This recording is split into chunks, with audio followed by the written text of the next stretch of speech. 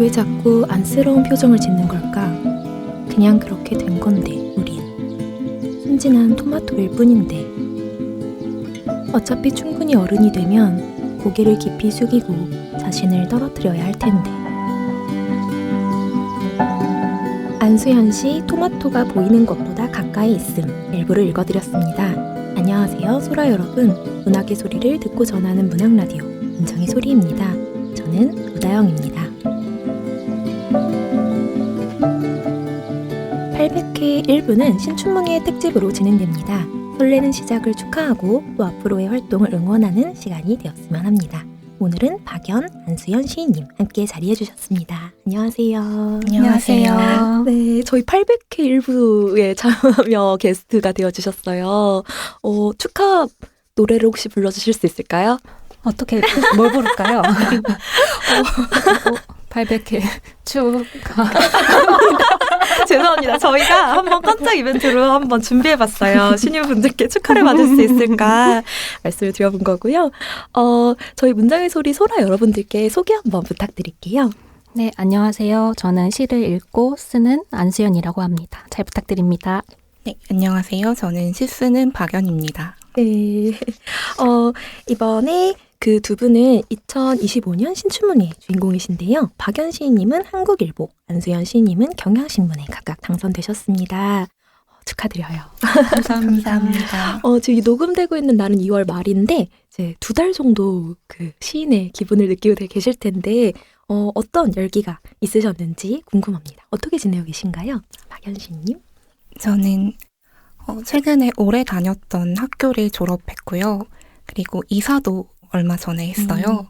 그래서 요즘은 집 정리를 하고 집을 꾸미는 것에 좀 집중을 하고 있습니다.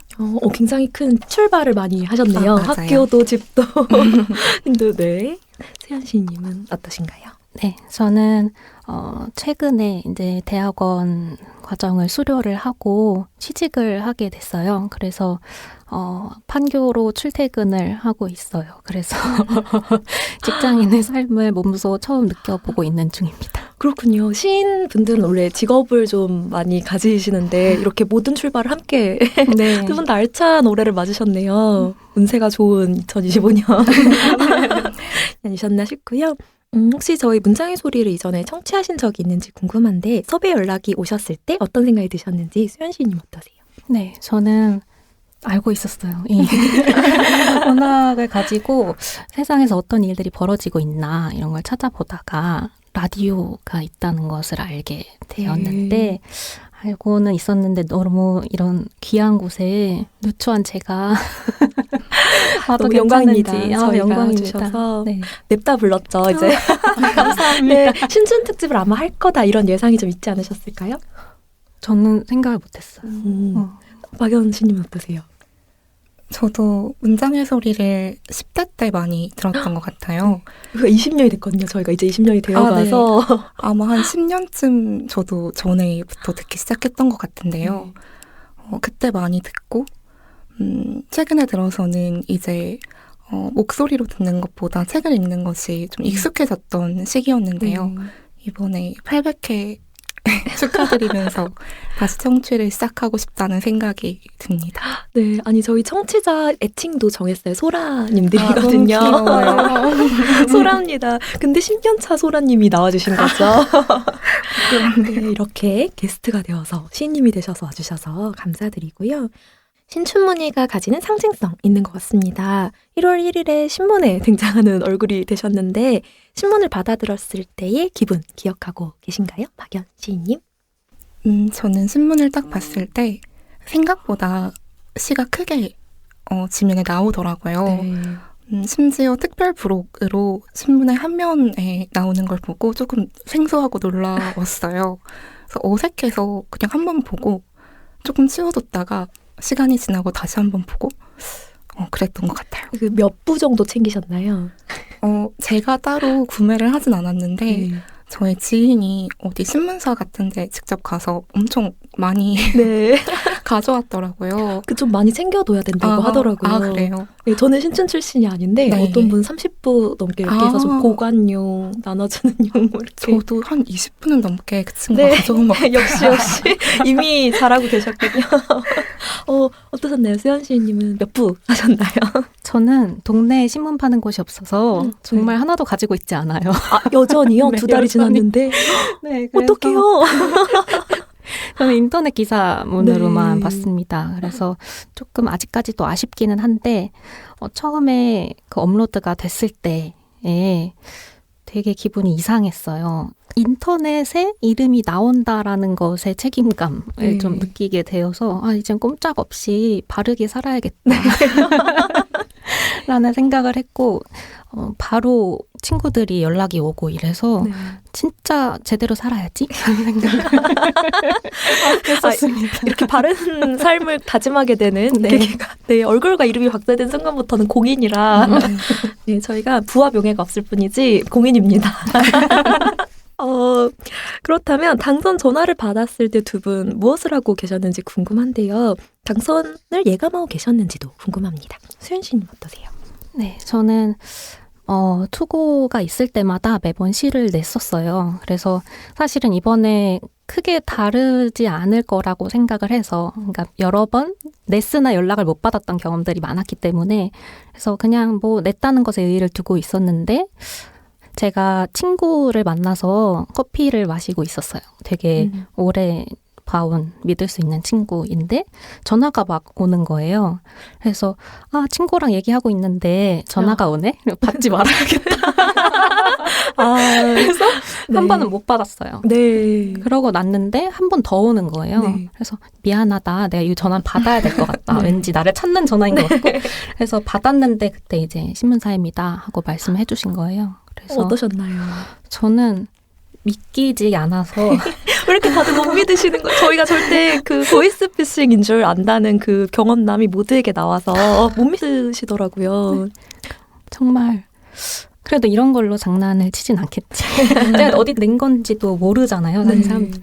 그래서 이상하다. 하지만 너무 신기하다. 들뜬 마음으로 친구랑 그때 저녁을 계속 시간을 보냈던 기억이 납니다. 친구도 이제 그 신님의 투고 과정을 좀 알고 있던 친구였을까요? 네, 제가 올해 시 쓰고 공부하고 글 쓰고 하는 것을 알고 있던 친구여서 정말 자기 일처럼 기뻐해 주더라고요. 정말 좋은 나를 잘 잡은 것 같아요. 나를 진심으로 축하해 줄 수 있는 사람과 같이 있을 때 네, 축하드리고요. 감사합니다. 박연 씨님은 뭘 하고 있을 때 연락이 왔나요? 저는 이제 당선 전화가 들려올 시기가 되면 마음이 답답해지잖아요. 네. 답답한 마음에 산책을 하고 있었어요. 산책을 하다가 좀 오래 했던 것 같은데 당이 좀 떨어지더라고요. 그래서 뭔가 달달한 걸 젤리라도 사 먹어야지 하고 편의점에 가서 젤리 한 봉지를 샀어요. 소소하네요. 네. 네. 근데 집까지 가서 기다렸다가 먹을 자신이 없어서 길에서 까서 한 입을 입에 넣었는데 그때 딱 전화가 온 거예요. 근데 제가 젤리를 입에 넣고 전화를 받은 상태였기 때문에 굉장히 난감했어요. 조금 우물거리시듯이 말하시는 시인님인가 보다. 그러셨을 수도 있을 것 같아요. 평소에 좋아하시던 젤리였나요? 새로운 시도를 또 해봐가지고 비건 젤리를 사봤거든요. 그래서 식감도 조금 낯설고 그랬었던 것 같아요. 사실 이제 당선 전화를 기다리는 마음으로 샀으니까 이제 한 봉지 샀지만 그 전화가 온 다음에 샀으면 한 10봉지 사셨을 텐데 너무 소소하게 축하 젤리를 맞습니다. 해서 좀 기대가 있으셨을까요? 투고를 좀 해온 시간이 있으시니까. 기대를 하지는 않았던 것 같아요. 오히려 투고를 하고 이번은 그냥 없는 걸로 쓰자, 없는 셈 쓰자 생각을 했었어요. 그래서 막 격하게 공감해 주시는 것 같은데 네. 좋은 겨울을 지나 이렇게 신문에 박제가 되시는 두 분이 되셨는데요. 그렇다면 주변 반응도 궁금합니다. 주변에서 이 당선 소식을 듣고 가장 의외의 인물에게 받은 축하가 있는지도 좀 궁금한데요. 어떠실까요? 저는 주변에 친구들이 저보다 먼저 막 찾아보고 해서 어디 나왔다, 뭐 어느 학교 게시판에 올라왔다 이런 식으로 자꾸 아카이빙을 해주더라고요. 아니, 너무 좋은 친구 군단을 좀 드셨네요. 군단이요. 그래서 사실 좋은 일인데 좋은 일을 막 이렇게 자랑하거나 아니면 이걸로 끝났다고 생각하거나 할 때 실수하게 되잖아요. 그래서 그러지 않으려고 신경을 쓰고 있었는데 주변에서 자꾸 띄워져서 조심해야 되는데 날 왜 자꾸 비행기를 태워주지? 너무 고맙다. 분열을 들고 이런 시간을 보냈고요. 저는 가장 의외의 인물이라기보다는 의외의 순간에 축하를 받은 부분이 있는데 저는 사실 당선 연락을 받고서부터 이제 그 사실을 알고 있잖아요. 그래서 받은 날, 뭐 발표된 날 이 정도에 조금 흥분하고 이제 점점 이제 열심히 살아야지 하고 네. 가라앉혀 가던 중이었는데 정말 최근에 2월 중순쯤에 만난 친구가 처음에는 그냥 만나는 것처럼 밥 한 번 먹는 것처럼 네. 얘기를 해서 만났는데 선물을 사왔더라고요. 그래서 초콜릿 귀여운 그 곰돌이 캔에 들어있는 초콜릿을 주면서 등단 축하한다고 얘기를 해줘서 이렇게 좋은 사람들이 되게 오래 나의 행복을 생각해주고 있구나라는 생각이 들어서 감동했던 기억이 있습니다. 네, 당선되면 그 공인 작가가 된 것도 좋지만 축하를 많이 받아서 정말 좋더라고요. 의외의 분들도 그리고 옆에 있는 사람들도 다시 한번 재정립되는 시간을 가졌던 것 같아요. 박연실님은 어떤 축하를 좀 받으셨나요? 저는 사실은 신문의 발표가 나기까지 좀 숨겼어요. 왜요? 너무 낯설고 네. 어떻게 얘기를 해야 할지도 모르겠더라고요. 네. 숨기고 있다가 발표가 나니까 이제 사람들이 연락을 해서 친구들이 어떻게 그걸 숨길 수가 있냐. 의아하다. 언니 좀 배신이다. 네. 이런 이야기도 들었고요. 좀 되게 의아했던 축하는 네. 저희 어머니가 너무 기쁘셨나 봐요. 그래서 다니는 교회에 떡을 돌리셨대요. 좀 다른 곳에다 돌리셨네요. 네네. 저는 이제 모르는 네. 분들인데 그러니까 어떤 분이 오셔서 어머니한테 시인의 어머니와 악수를 좀 해보자 이러셨다는 거예요. 그래서 저는 그 이야기를 듣고 너무 부끄럽고 제가 그분을 모르는데도 어딘가에 숨어버리고 싶은 혹시 권사님이신가요, 어머니? 그러는 것 같아요. 조금 뭔가 뭔가, 인맥을 네. 형성하고 네. 계세요. 시인의 어머니라는 그 직함일까요? 이게 굉장히 멋지네요. 영원히 시인의 어머니이실 거잖아요. 그러실 것 같아요. 네, 아주 축하의 일화 잘 들어봤고요. 그러면 두 분이 처음 시를 쓰게 된 계기도 여쭤보고 싶습니다. 많은 장르 중에 시를 선택한 이유 무엇일까요? 박연신님. 저는 10대 때 제가 좋아하던 친구가 소설을 쓰는 친구였어요. 네. 그래서 나도 소설을 써보고 싶다라고 생각하고 처음에는 소설을 쓰려고 했거든요. 어째서 다른 길로 빠지셨는지 들어보겠습니다. 그래서 도서관에 가서 소설책을 좀 읽다가 너무 좀 질린 것 같아요. 질려서 다른 것도 좀 보자 하고 시집 코너에 갔는데 그때 김소연 네. 시인의 시집이 있었어요. 저런 잘못 꺼내 들었네요. 그래서 그걸 딱 펼쳐 들고 읽은 다음 이런 언어가 있다고? 하고 너무 놀란 거예요. 네. 심장이 조금 두근거렸던 것 같아요. 그래서 그때부터 시를 쓰게 되었어요. 이게 막 그 문통사고 막 이런 말 들어보셨나요? 처음 들어봐요. 제가 너무 신인분들에게 나쁜 말 많이 말이야. 이제 그 덕통사고 이런 것처럼 이제 문학에 딱 입문하는 어떤 사고 같은 일이 그렇다고 전에 들었습니다. 저도 사고를 그랬군요. 당하는데. 그렇다면 시를 어떻게 쓰시는지 수연 시인님? 저는 학교 다닐 때 자화상류의 시를 접하게 됐을 때가 좀 기억에 남는데요. 뭐 윤동주의 자화상도 있고 뭐 많잖아요. 보다 보면 정말 짧은 글인데 그 사람이 어떻게 삶을 살아가는지가 담겨 있는 것 같은 느낌을 받게 되더라고요. 그래서 되게 짧은 글인데 긴 시간을 담고 있는 글이라는 게 시의 매력적인 부분이라고 생각을 했고 그리고 사실 정말 솔직하게 말하면 왜 시를 쓰기 시작했는가? 왜 하필 시였는가라고 한다면 짧아서입니다. 소설이 좀 다 읽긴 좀 지겨우신가요? 아니에요. 읽는 건 지겹지 않아요. 절대 그런 게 아니고 네. 제가 이야기를 끌고 나갈 수 있는 힘보다는 뭔가 그때 생각난 것을 묘사하고 그리고 기록해 두는 것에 조금 더 가깝다고 느껴서 그래서 시를 쓰게 된 것 같고 지금도 그래서 쓰고 있는 것 같습니다. 저도 사실 이제 독서를 할 때 소설이 아닌 시를 읽는 순간은 그런 이유로 시집을 이제 듭니다. 난 지금 올해 무언가를 함께 푹 들어가서 할 수 없고 당장 나를 쳐야 돼. 그럴 때 시집을 펼치는데요. 그렇다면 이제 작품 이야기를 좀 해보려고 합니다. 작품 이야기 어디 가서 처음 하시겠죠? 지금 뭐 복토크나 방송에는 처음 출연하시는 거겠죠? 방송에 처음 나왔어요. 그렇다면 한번 안수연 시인님, 그 토마토가 보이는 것보다 가까이 있음에 대한 이야기 해보려고 하는데요.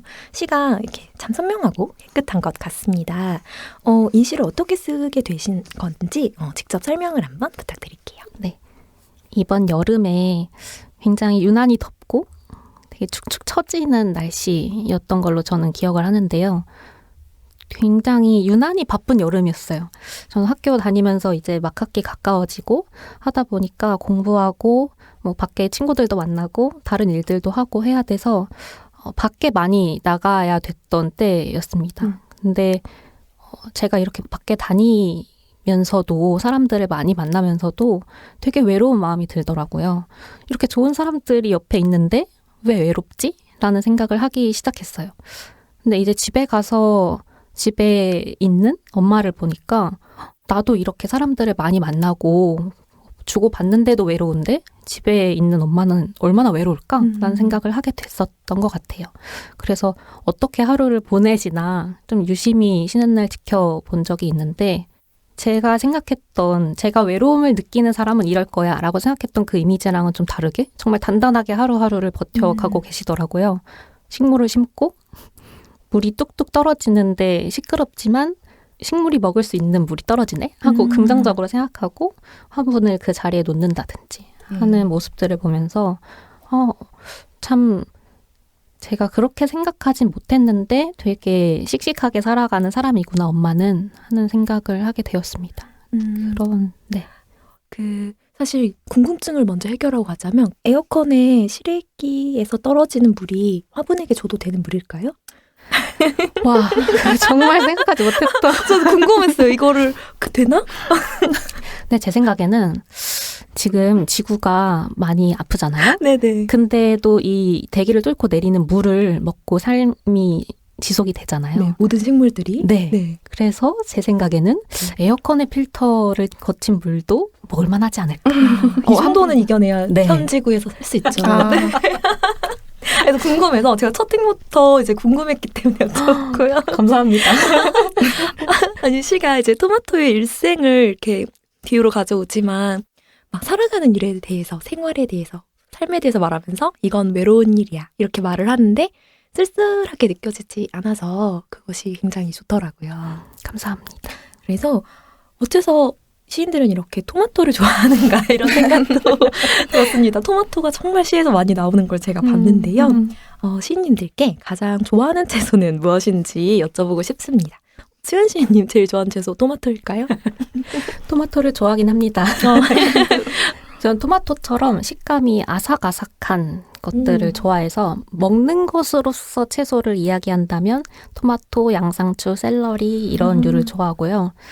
그리고 토마토를 왜 많이들 쓸까를 생각을 해봤을 때는 그냥 저의 의견입니다만 어디서든 뿌리를 내릴 수 있는 식물의 이미지를 갖고 있지 않나 하는 생각이 들었는데 제가 영화 리틀 포레스트를 보고 거기 이제 주인공하고 주인공 엄마가 토마토를 먹고 나서 휙 던지고 자리에서 일어나는 장면이 있어요. 이렇게 휙 던지면 토마토는 자라 하고 말하는 그 부분이 기억이 나는데 그때 이미지가 저한테는 되게 강하게 박혀있는 것 같아요. 살아남을 수 있는 누군가 먹고 심어도 살아남을 수 있는 식물이다 라는 것. 네. 그렇군요. 또 다른 의견 있을 것 같은데 박연실님은 어째서 토마토 이렇게 시인들의 사랑을 받을까요? 토마토가 뭐랄까 겉보기에 예쁘기 때문이 아닐까 하는 굉장히 단순한 생각을 해봤어요. 네, 저희 PD님과 같은 정말요? 예쁜 건 예쁜 것. 네. 그리고 그렇게 아주 겉을 보면 탐스러운 느낌이 들잖아요. 근데 그 안에 있는 뭔가 끈적끈적하고 연하고 씨앗도 뭔가 단단하지 않은 그런 감각들이 시인들에게 좀 매혹을 가져다 주지 않나? 그런 생각도 해보게 됩니다. 시인들의 의견 너무 재밌네요. 그래서 어떤 채소 좀 좋아하실까요?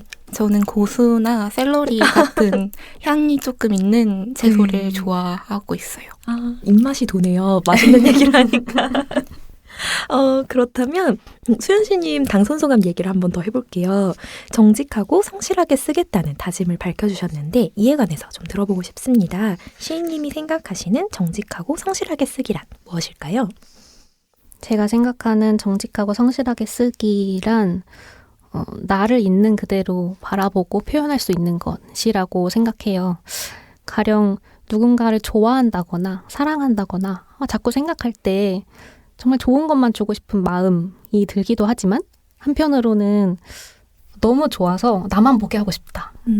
나만 봐줬으면 좋겠다. 라는 제가 생각하기에 약간은 짓궂은 마음, 못된 마음 같은 것들도 같이 들 때가 있는데 그런 것까지도 솔직하게 내가 한 생각이구나, 내가 그렇게 느끼는구나를 받아들이고 그걸 하나하나 표현해 갈 수 있는 힘을 기르는 게 제가 그때 생각했던 정직과 성실에 관련된 문제입니다.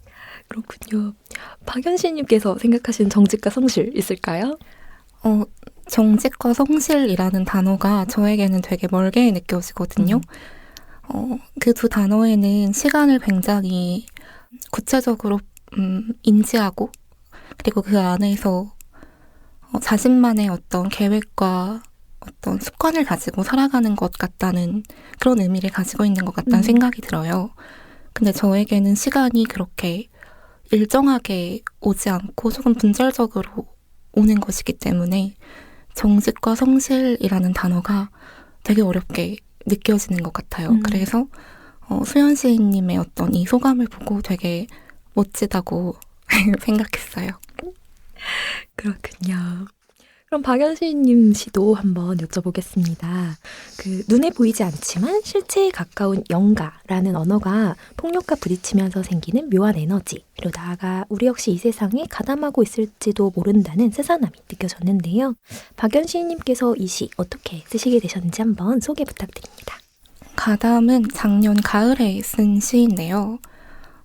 그 당시에 한참 사람들이 많이 죽었고 뭔가 굉장히 받아들이기 어려운 사건들이 많이 있었던 시기였어요. 그런 사건들을 보고 들으면서 저는 좀 괴롭기도 했고 쓰기 자체가 굉장히 어려웠거든요. 이런 상황에서 쓰는 일이 무슨 소용이 있을까? 그런 생각도 남몰래 조금 했던 것 같아요. 그러다가 그럼에도 써야 한다는 생각을 했어요. 그리고 어딘가에는 저와 같은 마음을 가지고 있는 이런 사건들을 볼 때 좀 함께 고통을 느끼는 분들이 계실 거라고 생각했고 그래서 그런 사람들을 부르는 것처럼 시를 썼던 것 같아요. 굉장히 세계의 끔찍한 면면에서 이제 눈을 돌리지 않는 그런 부분들이 나오면서 그러면서도 그곳에 이제 사람의 숨을 좀 발견하고 아름다움에서 죄책감을 느낀다는 그런 시선에서 되게 공감을 하면서 읽었습니다. 그래서 특히 나의 고통뿐 아니라 타자의 고통, 나아가 넓은 세계의 아픔에도 민감하신 것 같습니다. 그 시인님의 고통에 대한 특별한 자기만의 사유가 있으실까요? 고통에 대한 특별한 사유가 있지는 않은 것 같아요. 그냥 다른 사람들도 다 느끼는 고통을 느끼는 것 같은데 좀 예민하다는 생각은 해요. 예민하기 때문에 그런 것들을 조금 더 크게 받아들이게 되고 더 괴로워하게 되는 부분이 있는 것 같아요. 한 번 고통을 여기까지 1단계까지 느끼면 1단계를 계속 느끼고 한 3단계까지 느낀 다음에는 그거를 외면하지 못하는 고통이 되는 것 같아요. 그러니까 민감해지면 돌아올 수 없더라고요.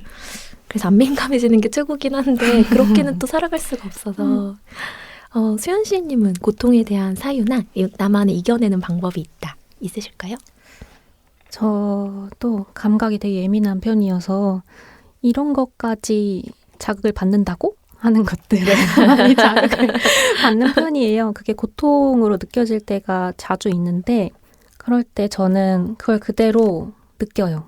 그대로 지금 내가 고통스러워하고 있구나 해서 분석하기 시작해요. 왜 고통스러울까? 그 이유를 찾아가게 되고 그렇게 좀 한번 정리를 하고 나면 그냥 내가 고통을 느낀다는 사실 그리고 왜 그런지 어떻게 해결할 수 있고 또는 해결할 수 없는지 같은 것들을 생각하게 됩니다. 그렇게 하다 보면 저도 좀 저를 받아들이게 되고 세상을 받아들이기 어려운 부분도 있지만 받아들이게 되고 하는 것 같아요. 시인은 예민하다는 얘기를 많이 듣잖아요. 막 역사적으로 동의를 하실까요? 동의하기 싫지만 동의하게 되는 것 같아요. 맞아요. 아, 네네. 공식적인 답변. 네, 들었고요. 그렇다면 계속해서 당선 소감에서 아주 오랫동안 아름다운 사람이 되고 싶었다라고 박연 시인님께서 적어주셨는데요.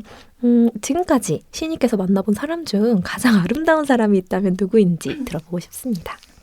타인이 아름다운지 알려면 그 사람의 어떤 내면에 조금 가까이 가봐야 하는 것 같아요. 또는 그 내면을 아예 멀리서 지켜봐야 하는 것 같아요. 근데 그렇게까지 제가 가까워지거나 거리를 유지할 수 있었던 사람이 없었던 것 같거든요. 그래서 소설 속의 인물. 잠깐만요. 시인님. 그럼 안 되지 않을까요? 왜 안 되죠? 그 마치 만화 많이 보시는 분들에게 2D가 더 좋다. 이 말 같았거든요, 방금. 그런가요? 네. 그래도 말씀해 주시죠. 네. 네.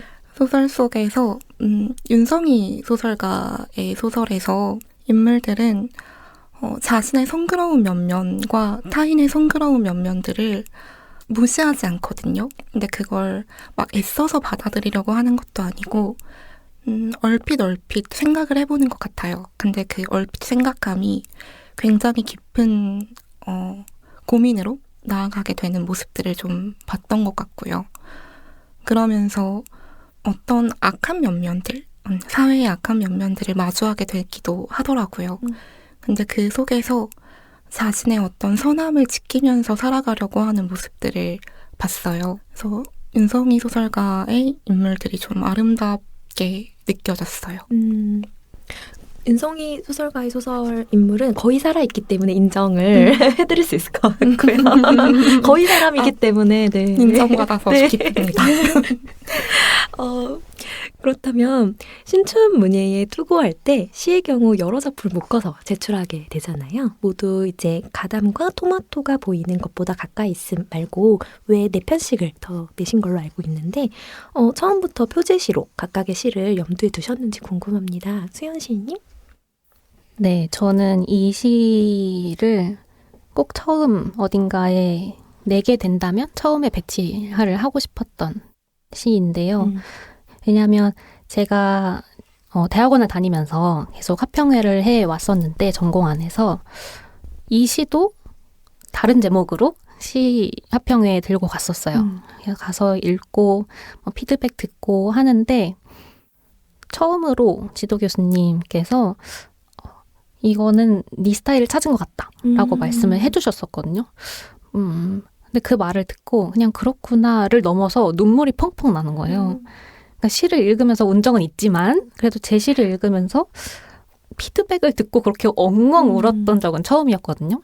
그것도 기뻐서 울게 됐는데 그래서 이 뭔가 지금까지 풀리지 않았던 것들에 대한 정말 작은 실마리 하나 잡았구나라는 생각이 그때 들었습니다. 그래서 조금은 오만일 수 있지만 이거를 보여주고 싶다. 시를 낸다면. 그래서 처음으로 배치를 해서 내게 되었습니다. 중요한 시였네요. 네. 수연 시인님의 시를 열어준 네. 문 같은 시를 표제사로 등단까지. 네. 박연 시인님은 예상하셨나요? 저는 가담을 쓰고 나서 되게 의외였어요. 제가 평소에는 볼륨이 큰 시를 잘 쓰지 않는데 가담은 시선이 바깥으로 향하는 시이다 보니 자연스럽게 볼륨이 좀 있게 되었더라고요. 그래서 만약에 시를 묶는다면 이 시가 앞에 가도 좋겠다는 생각을 했고 또 저 혼자서는 확신이 들지 않아서 친구에게 보여주었는데 이걸 표제로 하자라고 좀 확신을 얻었어요.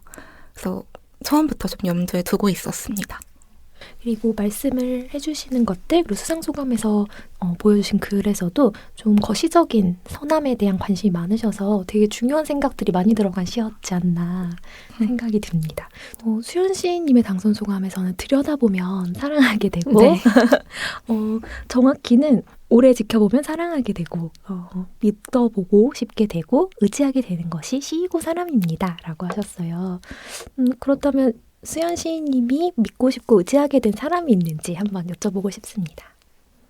요즘에는 좀 또래 친구들을 보면서 그런 생각을 많이 하게 되는데 그 말을 생각했던 건 사실 공부를 하면서 시인론을 쓰다 보면, 논문을 쓰다 보면 이 사람이 왜 시를 이렇게 썼을까? 어떤 마음으로 이런 시를 썼을까? 하는 생각이 들 때가 많아요. 긍정적인 의미로. 그래서 이 사람이 어떻게 살았었는지, 어떤 마음에서 어떤 시를 썼는지 같은 것들을 들여다보는 연습을 많이 했습니다. 그렇게 업무, 학문 분야에서 연습을 하다 보니까 관계에 있어서도 그렇게 자연스럽게 생각을 하게 되더라고요.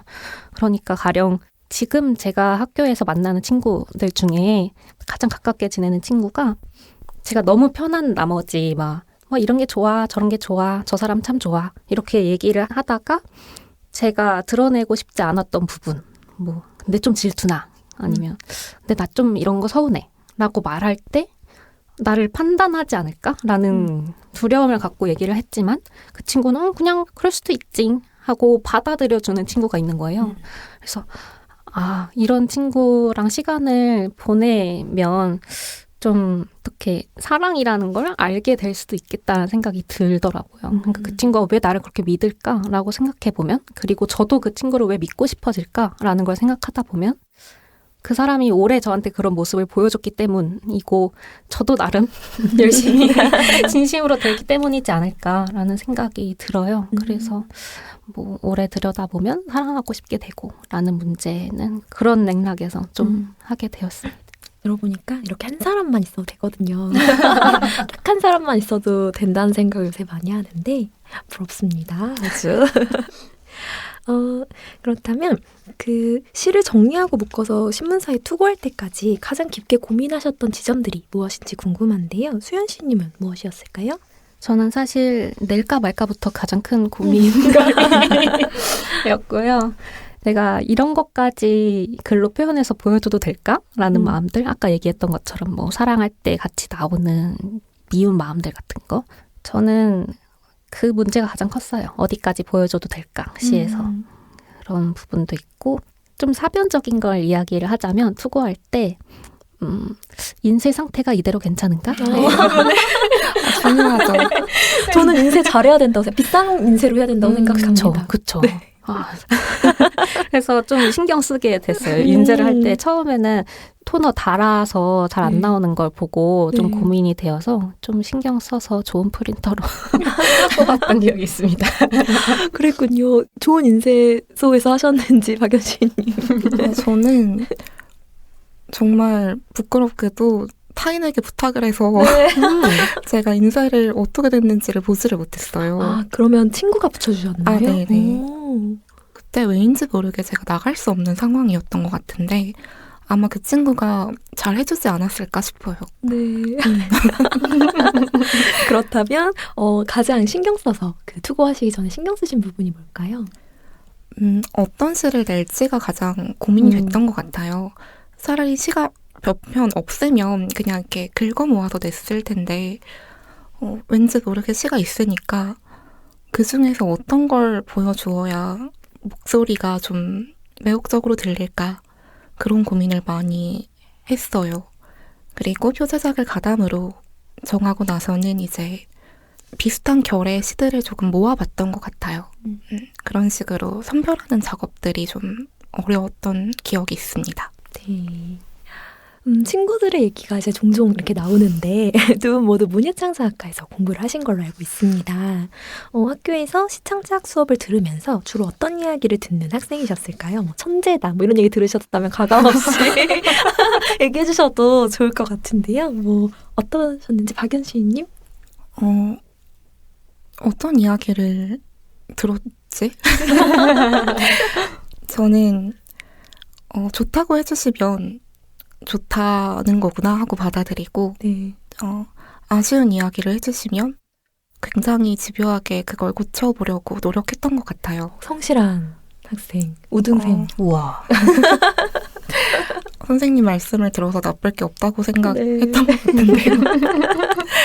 그래서 수연 씨님 어떠셨나요? 저는 입시를 할 때 문예창작을 준비했던 것은 아니고 국문과의 연계 전공으로 개설이 되어 있는 문예창작 전공 수업을 들었습니다. 그래서 굉장히 다양한 전공의 친구들이 모여서 같이 시를 읽고 보여주고 하는 시간이었는데요. 저는 국문과 출신이면서 국어 국문학과 연계 전공을 하면서도 그렇게 잘 쓰는 편이 아니었어요. 그래서 처음에는 시 같은 구석이 하나도 없다라는 피드백부터 듣기 시작했는데 막 거기서 분개해서 일어나셔서 탁 일어나서 막 책상 탁 치면서 하셨어요. 저 이제. 그렇게 제가 과감하지는 못했어요. 그래서 내시가 그렇구나. 좀 그랬지만 그래도 제가 이걸 잘 써보고 싶은 거예요. 계속 써보고 싶고 이야기를 나누는 게 너무 재밌고 그래서 과제 있을 때마다 합평 있을 때마다 열심히 써가고 또 열심히 피드백하고 하다 보니까 잘 쓴다까진 못 들었지만 조금씩 시가 되어가고 있다라는 평을 듣는 한 학기를 보낸 적이 있어요. 그래서 잘하지는 못하지만 어쨌거나 노력하는 학생이었다. 그렇습니다. 그랬군요. 저는 너무 쑥스러워서 막 말 못하시면 전화 연결시켜드리려고 했거든요. 천재였다고 이렇게 친구가 말해줄 수 있다면. 네, 다음에. 그렇다면 저희가 이야기를 재밌게 나누다 보니까 주어진 시간이 얼마 남지 않아서 한 가지 질문만 좀 더 드려보려고 합니다. 네. 앞으로 어떤 작가가 되고 싶으신지 좀 포부를 들어보려고 하는데요. 시인으로서 꿈이 있다면 수연 시인님 어떤 게 있을까요? 저는 시를 보면 시인을 믿고 싶어지는 시를 쓰는 사람이 되고 싶어요. 그래서 세상에. 진심으로 시를 계속 쓰고 싶고 좀 조용히 오래 쓰는 그런 작가로 계속 활동하고 싶습니다. 소라 여러분 기억해 주시고요. 박연신님은 어떤 꿈이 있으실까요? 저는 최대한 많은 사람들의 이름을 부르는 시인이 되고 싶은데요. 이름을 부르고 그 호명된 독자들이 제 시를 읽고 이게 내 이름이구나, 이게 내 마음이구나 하고 생각해 주신다면 정말 좋을 것 같아요. 두 분의 개성이 정말 다른데요. 오늘 아주 결이 잘 맞습니다. 그래서 저희가 그럼 마지막으로 두 분께 작품 낭독을 부탁드리려고 합니다. 먼저 박연 시인님부터 어떤 작품을 가지고 오셨을까요? 저는 비둘기 대왕이라는 시를 가져왔는데요. 너무 귀엽네요. 비둘기 대왕. 기대 반발. 비둘기 대왕. 붉은 눈의 비둘기를 좋아해? 새라면 다 좋아. 아니, 비둘기를 좋아해? 대체 그런 걸 왜 묻는데? 내가 비둘기니까. 비둘기를 보며 질색하는 사람들에게 다가가 날개를 펄럭이며 인사한 적 있으니까. 안녕? 썩 꺼져버려. 말까지 할 수 있는 비둘기여서 나는 끝내줬지. 비둘기 중에 대왕, 비둘기 대왕인 나는 종일 먹잇감을 찾아 헤매는 대신 놀이터 모래밭에 숨어있는 똥을 전부 삼키는 척해서 아이들의 관심 끌었다. 개중 마음에 드는 애들 머리에 내 깃털을 꽂아주었다. 애들이 비둘기 대왕의 친구라고 착각하게끔.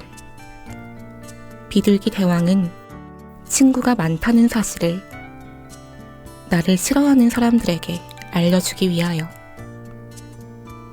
하지만 난 친구 같은 건 사실 관심 없고 나를 위해 빵 조각을 던져주러 오는 아이가 사랑 비슷한 것을 느꼈다고 말하는 걸 지켜보는 게 재미있을 뿐이네. 비둘기 대왕인 나의 날갯짓 한 번으로 사람들이 비명을 지르며 양옆으로 갈라지고 참 애쓴다 생각했는데 빵 조각을 던져주는 아이야. 네가 좋아하는 여자애는 너를 좋아하지 않는단다. 귀뜸했을 때. 그 애가 입을 열고 말을 한 거야. 내가 좋아하는 건 바로 너란다. 나는 너와 뽀뽀를 하고 싶단다. 내게 특별한 건 비둘기 대왕인 너란다. 나는 그대로 높이 날아 그 애를 벗어난 거야. 묻지도 않았는데 어째서 그 애는 고백을 한 걸까? 나는 붉은 눈의 비둘기를 좋아하는 게 아니라 비둘기 대왕인 너를 좋아하는 거라고 걔가 말해서. 무시무시하다. 사랑하겠다고 다짐한 녀석과 처음 눈 마주친 게 하필 나라니. 이 시를 가져오신 이유가 있을까요? 이 비둘기 대왕은 제가 쓰면서 굉장히 즐겁게 썼던 시예요. 원래는 시를 쓰면서 막 즐거워하는 편이 아닌데요. 이 시는 즐거웠고 애정을 가지고 있는 시여서 소라님들께 한번 들려드리고 싶었습니다. 저는 이제 비둘기만 보면 대왕 비둘기가 생각날 것 같습니다. 네. 잘 통해 들었고요. 수연 시인님은 어떤 작품 가져오셨을까요? 네, 지금 최근에 만지고 있는 새 작품을 가지고 왔습니다. 네, 낭독 청해 듣도록 하겠습니다. 만족. 모래밭에 서서 미지근한 복숭아를 한 입 깨물었다. 남은 부분만 건네려 했는데 그대로 온몸이 떨어져 뒹굴었다. 바람이 불어 휘말려 갔다. 한쪽 발이, 몸통이 쓰라렸다. 물기슬게 닿아 파도에 실려가기 시작할 때 바닷물을 한 움큼 쥐어 물길의 방향을 바로 보려 하면 한 줄기 끼쳐오는 난류가 어깨를 잡았다. 눈물도 땀도 지워지는 물속에서 무른 부분에서 새어나온 짙은 마음만 아른거리고 발만 디뎌보고 나오려는데 그대로 가라앉아 숨을 마시고 물을 마시고 혈관에 모래가 잔뜩 섞이고 나서야 사랑이라고 믿게 되었다. 부표를 놓친 자리 위로 바다가 뒷걸음질 친다. 달빛이 어린 물밖 공기가 전보다 차갑다. 모래밭에 발을 파묻고 젖은 부분을 도려내 먹으면서 물때를 읽는 연습을 한다. 어떤 표정이었을까? 그저 물결을 읽으며 헤맬 수밖에. 눈을 한번 깜빡일 때마다 빛 담은 모래가 반짝이며 흘러와 심장을 오래 부수고 있다. 네, 이 작품을 가져오신 이유가 있을까요? 네, 이 시가 정말 저의 최근 관심사에 대해서 정리를 좀 해보려고 만지고 있는 시여서 가지고 왔습니다. 아까 말씀드렸던 사람, 관계에 대한 문제들을 고민하면서 좀 친구들도 보여주고 얘기를 나누고 했던 시여서 제목은 무려 만족. 만족이요? 좀 거대하죠? 네. 거대한 시 들려주셔서 감사드리고요. 저희가 즐겁게 이렇게 대화를 나누다 보니 오늘 시간이 다 마무리가 되었습니다. 오늘 이렇게 함께 해주신 소감을 한번 들어보면서 마치려고 하는데요. 수연 시님 어떠셨나요? 네. 저는 우선 이렇게 경험을 할 수 있다는 것이 굉장히 소중한 시간이었고 말하면서 제가 시를 쓸 때 하는 고민처럼 이렇게까지 보여줘도 됐었나? 생각이 긍정적인 의미에서요. 네. 들었던 시간이었습니다. 다음에 뭔가 또 이렇게 이야기할 수 있는 시간이 있을 수 있기에 제가 노력하겠습니다. 제발. 감사합니다. 네. 저는 뭔가 시작하자마자 끝난 것 같아요. 말을 제대로 못한 것 같아요. 아닙니다. 목도 좀 잠긴 것 같고요. 그렇지만 소라님들을 만날 수 있어서 곧 뵐 생각을 하니 아주 기쁘고 설렙니다. 다른 작품으로도 찾아뵐게요. 오늘 이제 앞으로 만날 일이 무궁무진하실 거예요. 네. 이렇게 나와주셔서 정말 감사합니다. 감사합니다. 문장의 소리는 소라님들과 함께 시인님들의 작품 활동을 응원하겠습니다. 저는 다음 주 800회 2부로 다시 인사드리겠습니다. 곳곳에 가다할 문학의 소리를 상상하며 마칩니다. 저는 오다영이었습니다. 나무 향기가 좋아서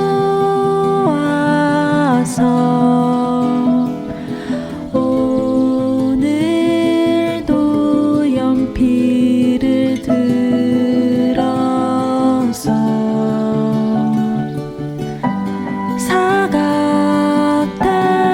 사각대는 소리 귀 기울이다 반가운 소식에 고개 들면 문학 라디오 문장의 소리